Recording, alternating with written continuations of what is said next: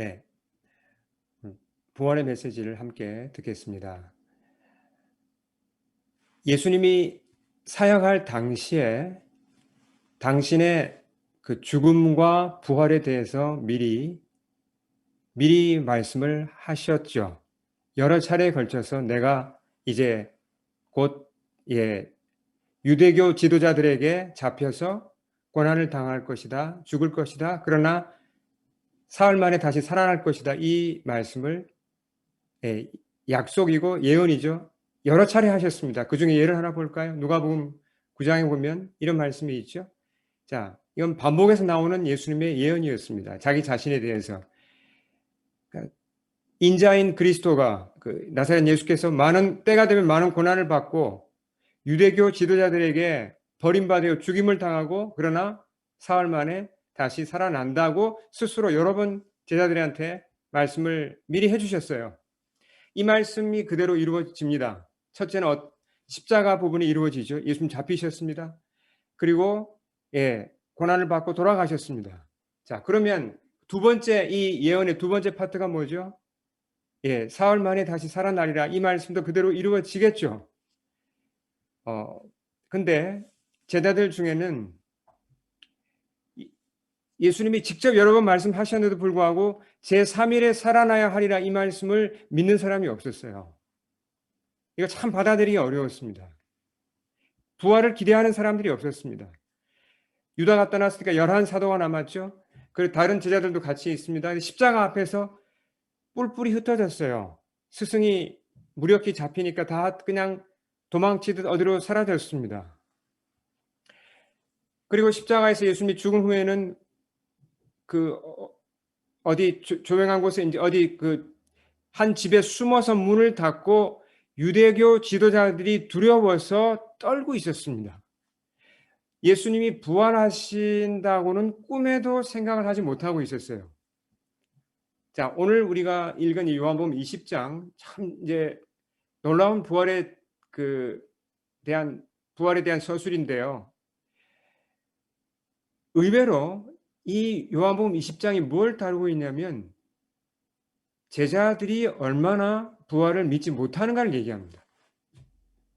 제자들이지만 예수님 말씀 직접 들었지만 이 예수님의 부활에 대해서는 정말 믿기 어려웠다는 것을 그들의 불신을 서술해 주고 있어요. 자, 오늘은 그중에서 막달라 마리아 부분을 보겠습니다. 막달라 마리아는 자매들 중에 그러니까 여제자들 중에서는 리더격이었어요. 정말 주님을 사랑하고 충성스러운 그런 제자였습니다. 안식일이 지났습니다. 그리고 새벽에 다른 여제자들과 함께 예수님 무덤에 왔죠. 왜 왔습니까? 예수님의 시신에 향품을 발라드리기 위해 온 것입니다. 참 충성스럽죠. 근데 어떤 일이 일어나 있었습니까? 무덤 문으로 사용하는 그 돌이 옮겨져 있었어요. 그러니까 무덤이 열려 있었던 것입니다. 그리고 무덤 속에는 아무것도 없었어요. 비어 있었어요. 시신이 없는 겁니다. 근데 마리아는 이 장면을 보고도 주님이 부활했다고는 꿈에도 생각하지 못합니다. 무덤이 비었다는 소식은 이제 베드로와 요한을 비롯한 다른 제자들에게는 알렸습니다. 이들이 무덤으로 달려왔어요. 급히 무슨 일인가 하고. 그러더니 이 두 제자도 그냥 둘러보더니 집으로 돌아갔습니다. 왜 그랬는지는 잘 모르겠어요. 근데 별게 없으니까 돌아간 것 같아요. 그렇지만 마리아는 무덤을 떠나지 못합니다. 계속 거기서 울고 있어요. 왜요? 예수님의 시신을 누군가 도굴꾼이 훔쳐갔다고 생각했기 때문입니다. 주님이 죽은 것도 서러운데 시신까지 없어졌다고 생각하니까 도저히 발이 떨어지지 않는 겁니다. 벼랑간 부활하신 주님이 마리아 앞에 나타나십니다. 사실 이게 얼마나 감격적인 장면이에요. 돌아가셨던 분이 살아서 그렇게 보고 싶었던 분인데 마리아 앞에 나타났습니다. 근데 마리아가 알아보지를 못해요. 이분을. 자, 14절 볼까요? 예수께서 서 계신 것을 보았으나 뭐라 그랬죠? 예수신 줄 알지 못했다 그랬습니다. 주님이 이렇게 말씀하십니다. 불러요. 자, 15절 보시면 뭐라고 말씀합니까? 여자여, 이건 이때 여자여는 일종의 존칭입니다. 예, 마담 이런 얘기죠. 여자여, 어찌하여 울며 누구를 찾느냐? 묻습니다. 음성을 들었잖아요. 지금 예수님의 음성을. 3년 동안 들었던 그 음성을 들었습니다. 근데 음성을 듣고도 이분이 누군지를 몰라요, 마리아가. 자, 지금 누구라고 착각합니까? 마리아는 자기 앞에 서 있는 사람이 누구라고 착각합니까? 동산지기, 그러니까 가드너. 지금 아리마대 사람 요셉의 지금 그 가든이거든요. 그분이 이제 부자였고 큰 이제 가든에 아마 무덤이 있었던 것 같은데 그 가드너인 줄 알고 예수님을 가드너라고 생각했습니다. 그리고 이렇게 물어요. 주여, 당신이 옮겼거든. 뭘 옮겼거든요? 시신을, 예수님의 시신을 옮겼거든. 혹시 그랬으면 어디 두었는지 말씀해 주세요. 제가 찾아가야 됩니다. 저 그 시신 그냥 못 그렇게 잃어버릴 수 없습니다라고 지금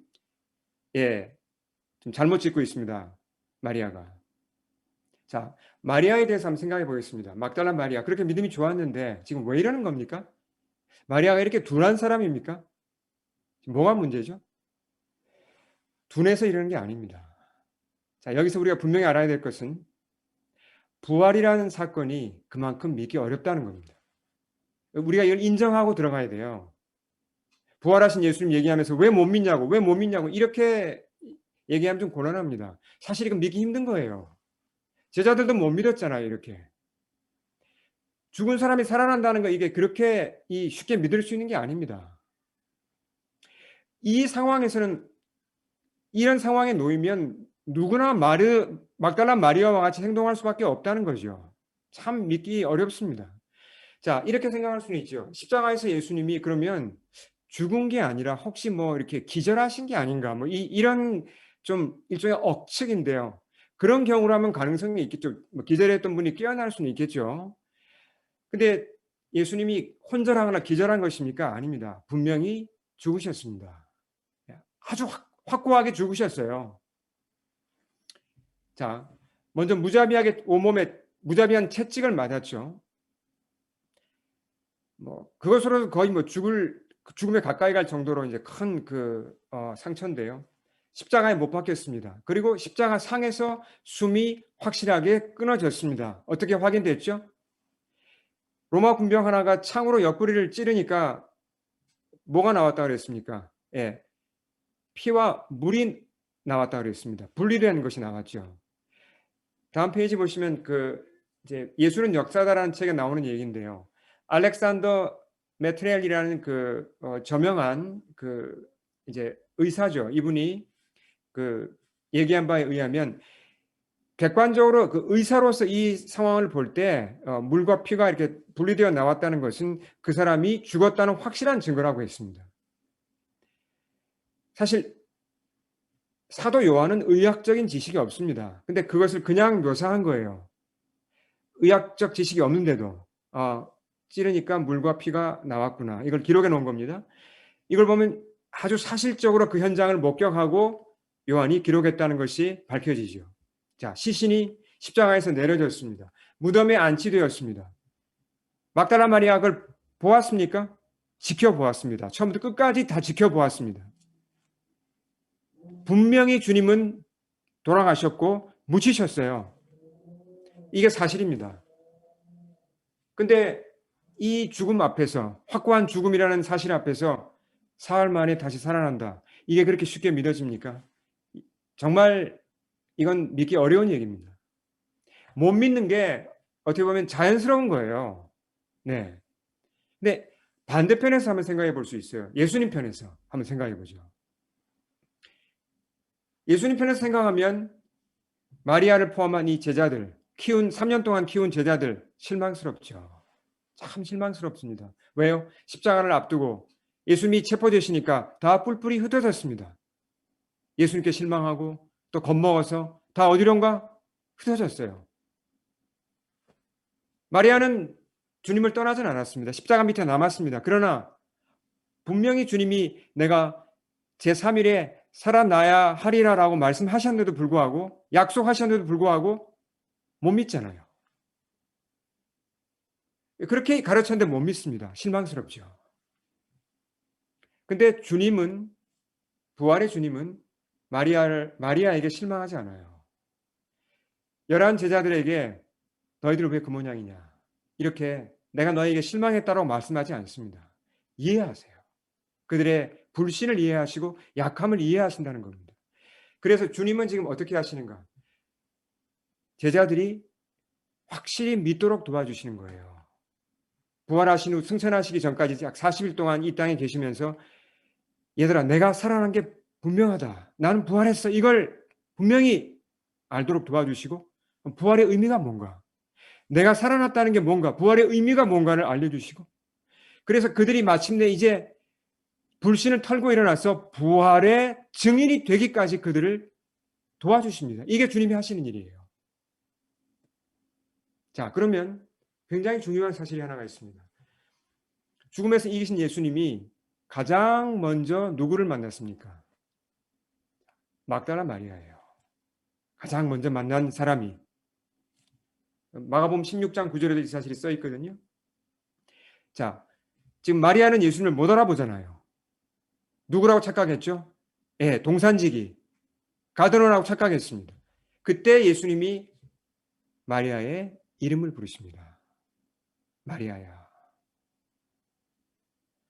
마침내 마리아가 알아봐요.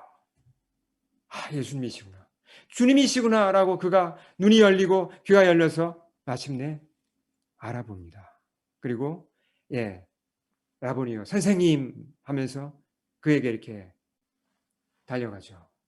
자, 주님이 마리아의 이름을 불렀을 때 마리아가 눈이 열려서 그분을 알아보았다는 건 굉장히 의미심장한 사실이에요.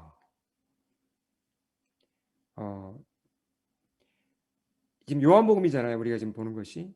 요한복음에서 좀 앞서서 10장에 보시면 예수님이 주님과 믿는 자와의 관계를 무엇에 비유하셨습니까?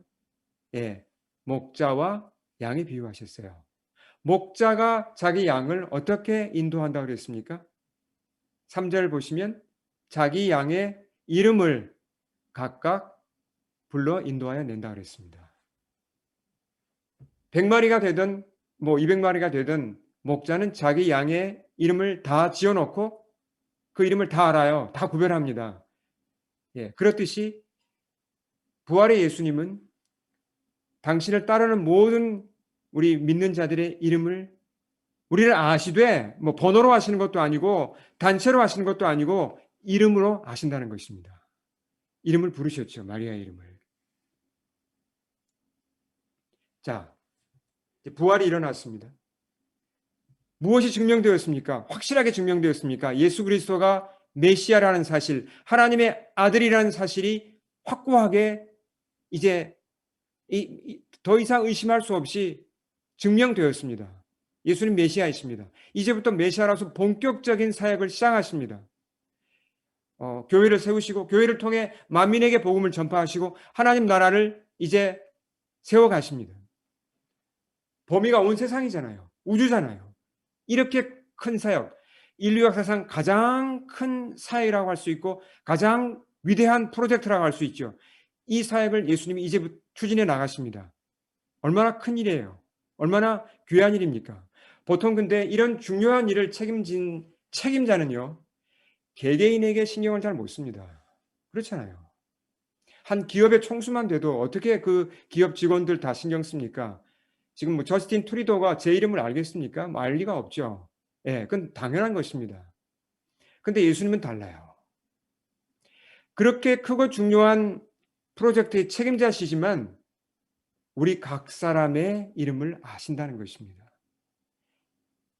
네.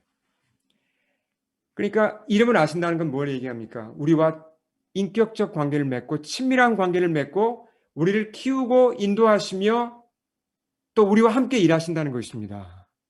네. 자, 다시 한번 잘 보시죠. 예수님이 부활하셔서 메시아로서 이제 공식적인 사역을 시작하십니다.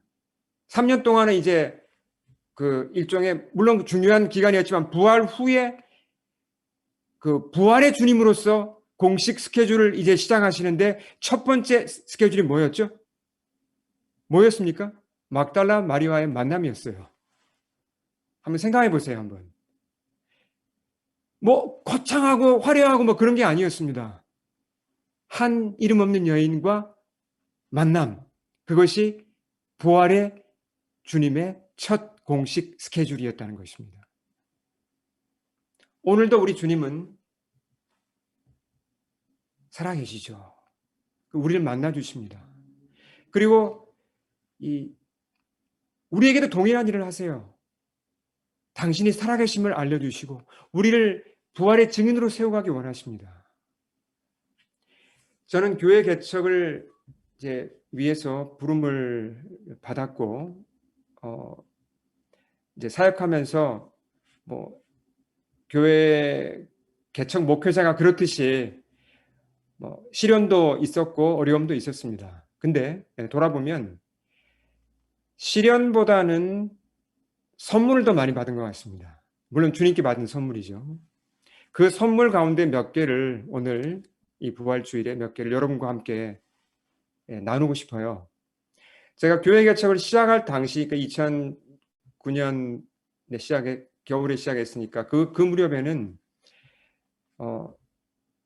제가 대학 실험실에서 이렇게 파트타임으로 일을 했기 때문에 재정에는 별 걱정이 없었습니다. 네. 제가 이제 그 일정 그 부분을 이제 학교 실험실에서 그 이제 충당이 됐기 때문에. 근데 이제 몇 년 후에 그때가 2012년 9월이었습니다. 그때 제가 일하던 실험실에 그 재정에 문제가 생겼습니다. 이제 연구 펀드가 갑자기 끊어진 겁니다. 제가 이제 저는 그냥 뭐 일을 계속할 수가 없었고 실험실을 이제 나와야 됐던 거죠. 기도했습니다. 주님, 왜 하필이면 이런 때 이 시기에 지금 이 중요한 시기에 제가 이렇게 실업을 당해야 합니까? 주님, 제가 좀 이해가 안 갑니다. 왜 하필이면 이때입니까? 이런 기도를 드렸습니다. 근데 기도 중에 번쩍하고 깨달아지는 게 있었습니다. 그 당시 제가 그 신학대학원을 다니고 있었는데 마지막 학기였어요. 마지막 학기였는데 또 그동안 밀린 것도 있고 해서 공부량이 굉장히 많았습니다. 일주일에 3번 학교 실험실에서 제가 일을 했었고 그때 3일을 그리고 교회를 개척하면서 그리고 신학대학원 공부를 하고 있었는데 잘 버텨오다가 그 마지막 학기에는 이게 너무 공부량이 많았기 때문에 정말 버거웠어요. 그때 제 머릿속에 주님이 깨달음을 주신 게 있었습니다. 공부를 마치라고 하시는구나. 시간을 주신 거였어요. 주님께서 제게. 제가 좀 미련해서 그냥 내버려 두면 다 하려고 합니다. 일도 하고 교회 개척도 하고 또 학교도 마치려고 하다 보면 이게 무리가 나면 이게 더 안 좋아지겠죠. 아마 공부를 못 끝냈거나 무슨 일이 있었을 것입니다. 주님께서 그냥 끊어버리신 거예요, 일을. 너 그냥 공부만 해라. 졸업해라. 그 사실이 깨달아지니까 제가 편안한 마음으로 주님이 시간 주시는 거구나. 그래요, 주님. 제가 그냥 공부에 집중하겠습니다. 그래서 목회하고 이제 공부만 했습니다. 그래서 은혜롭게 대학원을 잘 마쳤어요. 1년 가까이 시간이 흘렀는데도 직장이 구해지지 않았습니다. 저는 이제 파트타임으로 계속 일을 해야 목회를 할 수가 있기 때문에 파트타임 잡을 원했는데 그 다음에 여름이 되어도 이제 그런 파트타임 직장이 구해지지 않았습니다. 걱정이 계속 좀 쌓였죠. 그 무렵에 우리 교회가 속해 있는 미국 남침녀 교단에서 이메일을 한 통 받았어요.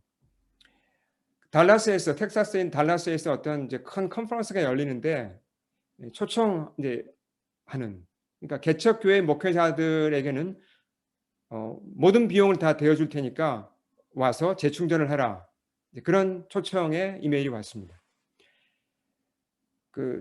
사실 제가 지금까지 이 남침의 교단하고 같이 이제 일을 했지만 딱 한 번 있던 일입니다. 그런 일이 잘 생기지 않아요. 아내와 제가 비행기 타고 달라스 가서 일주일 호텔에 머물고 컨퍼런스 참석하고 그 비용이 그렇게 적은 비용은 아닙니다. 근데 그걸 교단에서 다 되어준다는 게 그렇게 흔히 일어나는 일이 아닙니다. 굉장히 드물게 일어나는 일인데 그때 마침 그런 선물이 주어진 거예요. 참 은혜였죠. 특별한 은혜였습니다. 근데 남침례 교단이 아시겠지만 미국에서는 가장 크고 건강한 복음주의 교단입니다. 큰 교회들이 많아요. 그리고 작은 교회들은 후원도 해줍니다. 제 마음에 이런 생각이 들었어요. 이번에 컨퍼런스에 가게 되면 우리 제자교회를 좀 이렇게 후원해줄 그런 후원자를 좀 만날 수 있지 않을까 이런 이제 기대를 가지고 제가 갔습니다. 근데 컨퍼런스가 끝날 때까지 아무런 일도 생기지 않았어요. 네. 그래도 이제 감사했으니까 영적으로 재충전되고 이제 그래서 이제 끝나서 차를 빌렸기 때문에 차를 이제 공항에 있는 이제 렌트카 기지에다 차를 이제 반납을 하고 아내와 함께 셔틀을 타고 이제 출국장으로 가는 셔틀 버스를 탔습니다. 이 얘기는 제가 나눈 적이 있는데 한두 번 나눈 적이 있지만 좀 새롭게 한번 또 들어보시면 좋겠습니다. 아시는 분들 중에서도. 그렇게 셔틀버스를 타는데 운전 기사가 이제 나이든 이제 백인 좀 이렇게 할아버지라고 할까요? 좀 나이가 드신 분이셨어요. 근데 손님이 저희밖에 없었어요. 탄 사람이. 버스는 큰데. 저희가 타자마자 이분이 한국 사람이냐고 물어보더니 자기를 막 소개하는 거예요, 우리한테. 젊은 시절에 이분이 선교사로서 한국에서 사역을 했다고 합니다. 그러면서 부탁이 있다고 그러면서 이렇게 편지 한 장을 꺼냈어요. 한국어로 쓰여진 꽤 긴 편지였습니다. 저보고 이걸 번역해 달라고 그러는 거예요. 자기 좀 뜻을 알고 싶다고. 근데 알고 보니까 그 편지가 뭐 최근에 받은 게 아니라 그때로부터 25년 전에 받은 거였어요. 근데 그게 전달되지 않고 어딘가에 묻혀 있다가 최근에서야 어떻게 발견된 겁니다. 예, 이제 미국 선교사님한테 집 어딘가에서 발견된 거예요. 그러니까 이게 뭐지 하고 보니까 25년 전에 받은 편지니까 그걸 이제 가지고 나와서 누구 번역해 줄 사람을 찾다가 저희를 이제 만난 겁니다. 편지를 읽어보니까 어떤 최모 목사님이 한글로 쓰셨어요. 교회 건축을 하면서 재정적인 도움을 구하는 편지를 썼습니다. 1억 5천만 자세한 내용이 있었어요. 편지에 1억 5천만 원이 필요한데 너무 형편이 어려우니까 미국 목사님한테 그때는 그분이 미국에 돌아가 계셨는데 그쪽 미국 교회에서 좀 헌금을 해달라고 도움을 요청하는 편지를 보낸 겁니다. 근데 제 마음에 이렇게 드는 생각이 있었어요. 주님이 이 편지를 기뻐하신 게 아니구나. 그런 마음이 들었어요, 제가. 이 최모 목사님께서 저는 전혀 모르는 분이죠. 하나님을 의지하기보다 사람을 의지하고자 했을 때 하나님께서 뭔가 이렇게 간섭하셔가지고 섭리하셔가지고 그 편지가 전달되지 않도록 하신 게 아닌가 그런 생각이 들었어요. 그 순간 제 머리를 이렇게 제 머릿속에 번쩍하면서 깨달아지는 게 있었습니다. 여러분 한번 생각해 보십시오. 공항 셔틀버스 타셨다가 혹시 그 기사님이 편지 주면서 번역해 달라고 하신 적이 있습니까? 여러분에게. 그런 일이 자주 일어나나요? 좀처럼 일어나지 않습니다. 저는 평생 달라스에 처음 간 거였어요. 그때 한번. 그 이후로 지금도 간 적도 없습니다. 25년 전에 보낸 편지가 하필이면 그때 발견되어서 제 손에 들어온 겁니다. 이게 우연히 일어날 수 있겠습니까? 우연히 일어날 수 없습니다. 하나님의 손길이 있는 거죠. 그 상황을 통해서 주님이 저에게 말씀하신 거예요. 제가 그게 깨달아졌습니다. 메시지를 주신 것입니다. 근데 가만히 보니까 컨퍼런스 동안 계속 제 마음을 두드린 말씀이 있었어요. 그게 시편 118편 8절이었습니다. 여호와께 피하는 것이 사람을 신뢰하는 것보다 나으며 이 말씀을 주시는구나. 내가 재정 문제로 사람을 의지하고자 하고 후원자를 찾고자 하는 그게 아니구나. 하나님만 신뢰하라고 하시는구나. 받아들였어요. 주님이 이렇게까지 말씀하시는데 내가 받아들여야지. 받아들였습니다. 그 이후로 지금까지 약 8년이 지났는데요. 정말 은혜롭게 주님이 재정 문제를 책임져 주셨습니다. 필요할 땐 또 채우시고 직장도 주시고 주님이 채워주셨어요. 정말 지금 돌아보면 감사밖에 나오지 않습니다. 근데 주님이 재정을 채워주셨다는 것, 제게 필요한 직장을 주셨다는 것보다 더 감사한 게 있습니다. 그게 뭐냐면 부활의 주님이 이지현 저를 아신다는 거죠. 예, 저를 아시고 제게 간섭하시고 또 제게 손을 내미시고 저를 이렇게 인격적으로 알고 키워가신다는 겁니다. 그게 훨씬 더 귀한 거죠. 어떤 재정적인 선물을 받는 것보다. 주님은 이런 분이십니다. 오늘도 살아계셔서 마리아에게 하셨듯이 이렇게 우리에게도 그렇게 우리의 믿음을 도와주시고 우리를 키우시는 분이세요. 우리를 부활의 증인으로 세워가시는 분이십니다. 자, 다시 마리아에게로 돌아가 보겠습니다. 얼마나 기뻤겠습니까? 주님이신데, 나타나신 분이 주님이신데, 마리아가 그냥 와락 달려듭니다, 주님께. 손이라도 잡고자 한 거죠. 근데 주님이 조금 이해하기 어려운 행동을 하세요, 여기서. 다음 말씀 볼까요? 우리 같이 17절 우리 앞을 보시면서 같이 한번 읽어보겠습니다. 시작. 예수께서 이르시되 나를 붙들지 말라. 내가 아직 아버지께로 올라가지 아니하였노라. 이스라엘 문화에서 스승과 제자가 이렇게 손을 잡거나 서로 이렇게 허그하는 것, 이건 자연스러운 겁니다. 예. 이쪽 캐나다 문화도 그렇지 않습니까? 근데 뭐 유럽 문화 같은 경우도 비슷한 점이 많고요.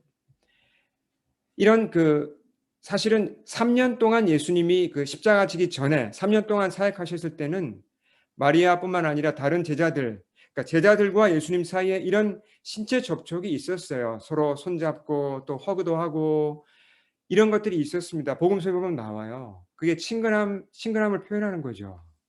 근데 주님이 이제는 왜 이걸 금하실까요? 마리아가 다가오는데 뒤로 물러납니다. 마리아야, 나를 만지지 말라고 하시는 것과 마찬가지예요. 나를 만지지 말라고. 네. 왜 이러시는 거죠, 주님이?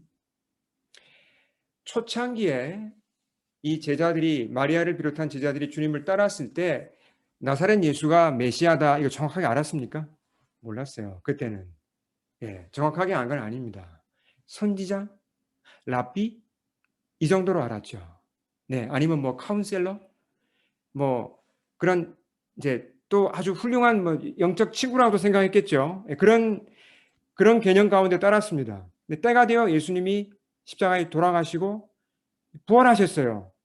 자, 로마서 1장 말씀과 같이 1장에 보면 이제 1장 1절부터 5절까지 그 말씀이 나오죠.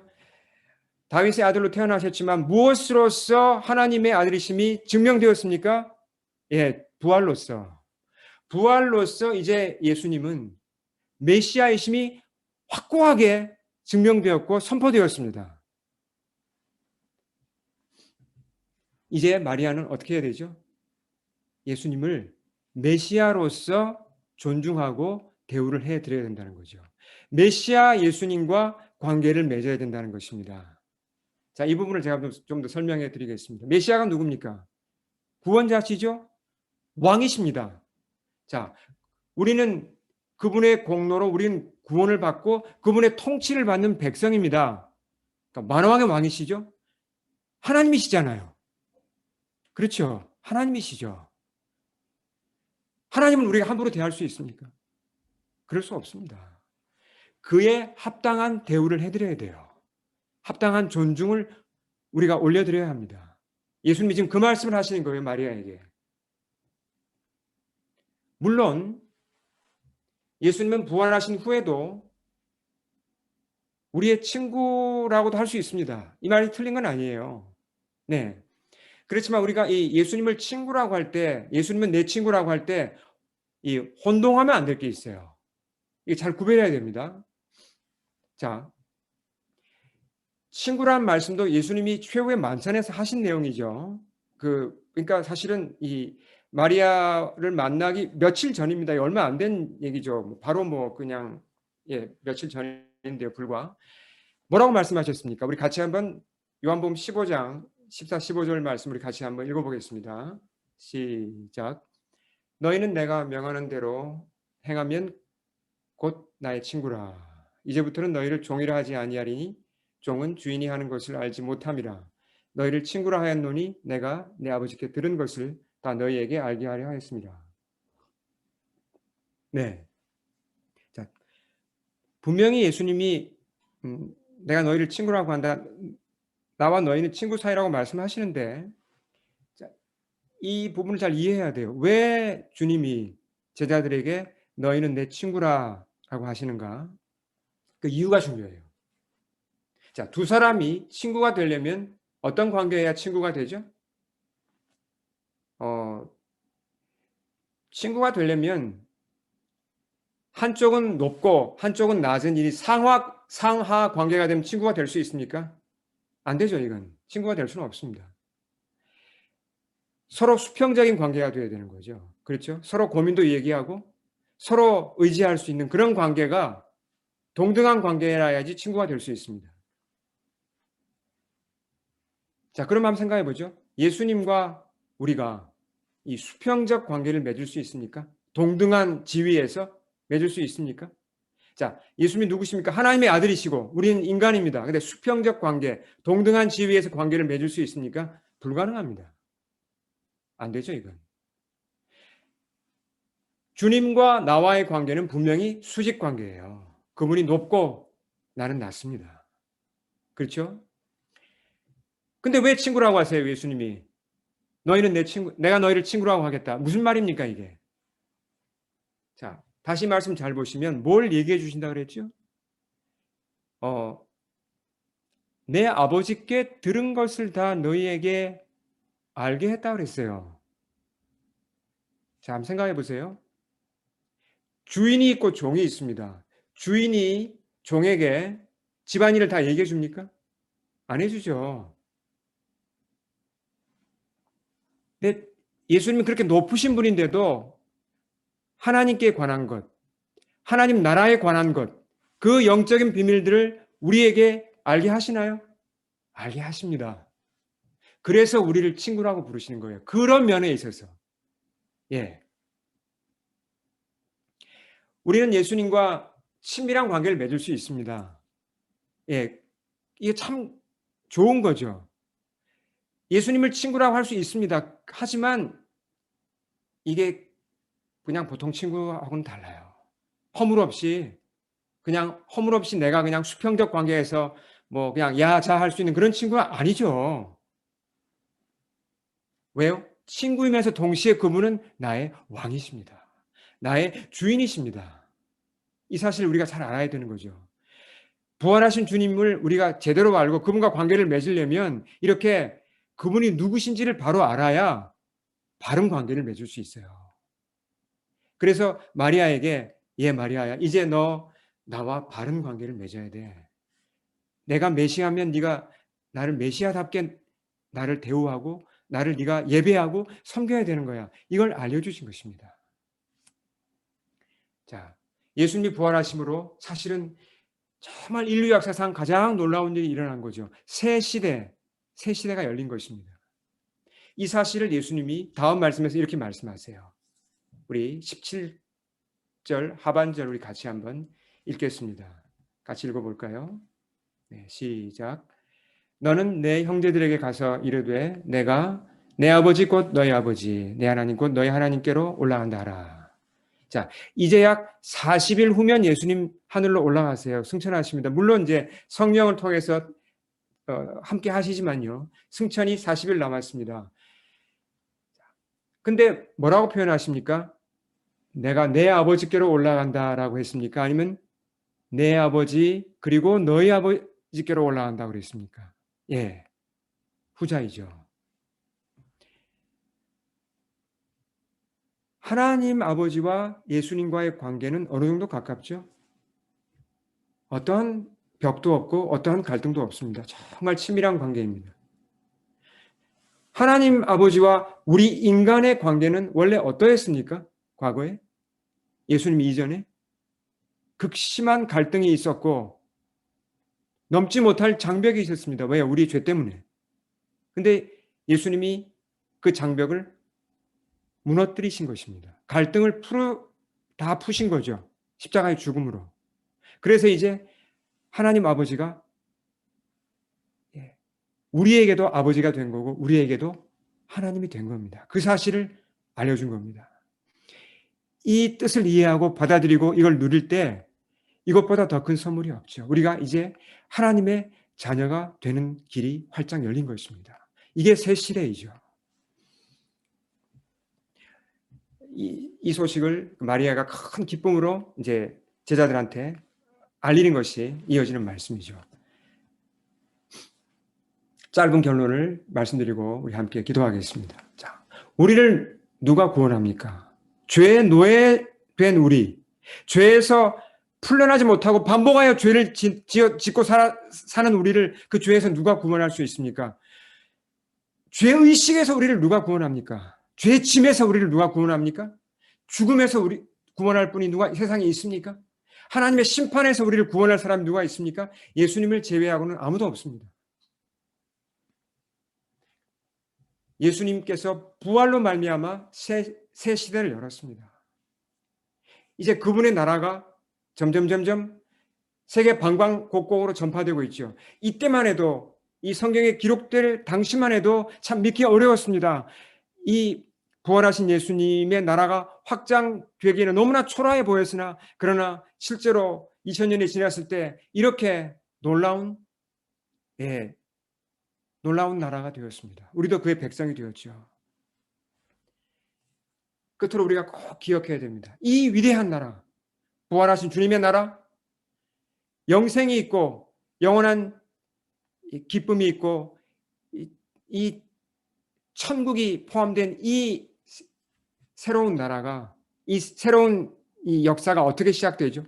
주님이 부활하셔서 이 새로운 나라를 시작하시면서 처음으로 하신 것이 무엇이었습니까? 첫 스케줄이 무엇이었습니까? 이름도 없는 한 여인 막달라 마리아를 찾아오셔서 만나주시고 믿음을 심어주신 것, 그것이 첫 사건이었습니다. 첫 스케줄이었어요. 우리 함께 기도하겠습니다.